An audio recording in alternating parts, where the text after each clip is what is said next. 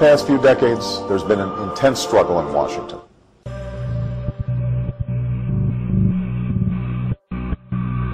And it called for a new level of transparency so that patients would know if their doctor had a conflict of interest when providing services. Now, this patient's Bill of Rights never made it into law. It fell victim.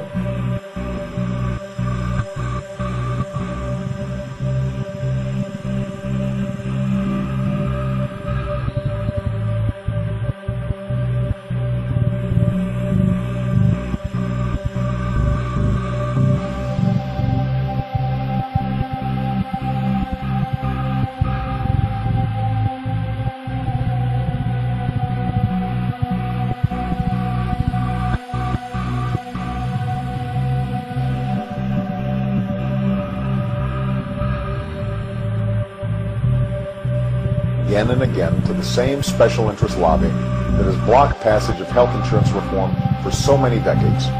But today, we're being given another chance to make it a reality, because each of these rights, and many more,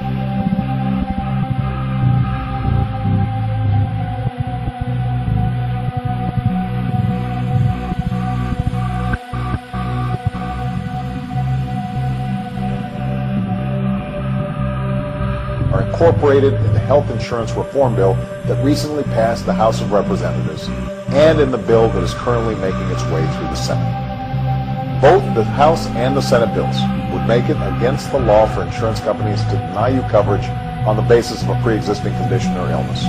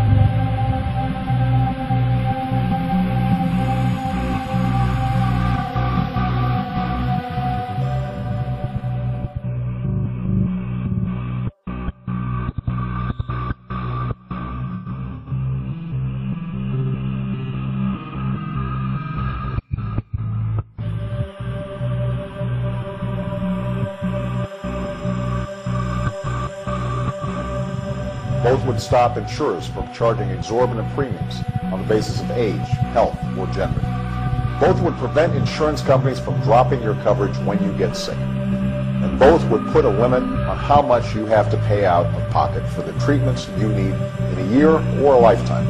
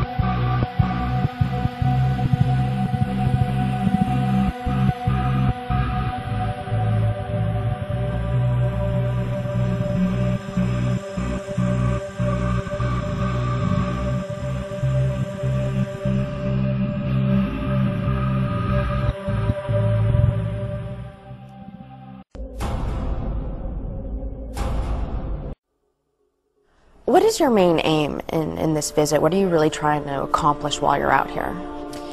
Well, I came to the region about 6 months ago. I first went to Syria because I work with UNHCR and there are 1.5 million refugees in Syria alone from Iraq. And while I was there, I also went inside and met with some internally displaced people. And this trip is to get a better picture of the internally displaced people and to discuss with the local government, with our government, with NGOs, and with local people the situation, and to try to understand what is happening, because there are over 2 million internally displaced people, and there doesn't seem to be a real coherent plan to help them. And there's lots of goodwill and lots of discussion, but there seems to be just a lot of talk at the moment, and there needs a lot of pieces need to be put together. So I'm trying to figure out what they are. And what kind of a sense have you been able to get so far in terms of how severe the crisis is and what actually does need to be done to help out? Well, in my research before I came here, I looked at the numbers, and there are over 4 million people displaced, and of the 2 million internally displaced, it's estimated that 58% are 12 years old. So it's a very high number of people and in a very, very vulnerable situation, a lot of young kids. So far, the different U.S. officials I've met with, different local people I've met with, all have shared concerns, very, very strongly. They have spoken about humanitarian crisis, but there seems to be a block, and I'm not good at policy fixing all this and saying what's wrong, but I do know that for example, UNHCR needs to be more active inside Iraq. In order for that to happen, they feel strongly about having some better protection, better security. In talking with the U.S. officials, they're willing to give that security to the extent that they can give it. And so, I don't have the answers, but I know that this is one thing that needs to be addressed and solved, because there does need to be a real presence here. Register with people also, just the government here needs to empower the Prime Minister here needs to empower the government to take immigration displacement to enable them to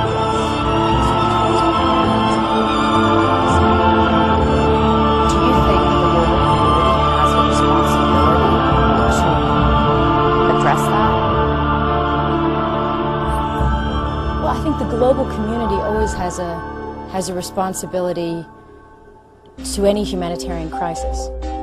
And I think it's in our best interest to address a humanitarian crisis on this scale, because displacement can lead to a lot of instability and aggression and we certainly just don't want that. We have a lot of people feel, there's a